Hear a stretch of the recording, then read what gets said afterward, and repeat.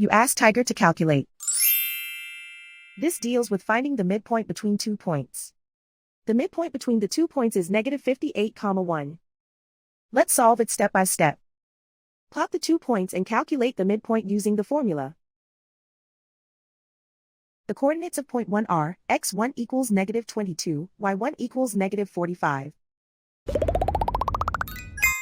The coordinates of point 2 are x2 equals -94, y2 equals 47.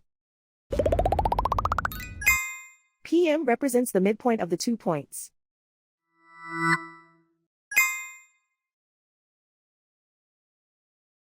Use the x values in the midpoint formula to find the midpoints x. x1 equals -22. x2 equals -94. Simplify the arithmetic.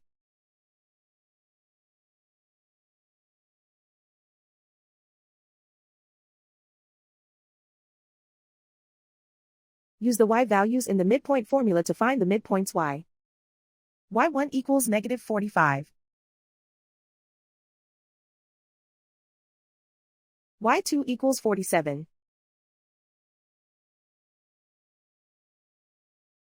Simplify the arithmetic.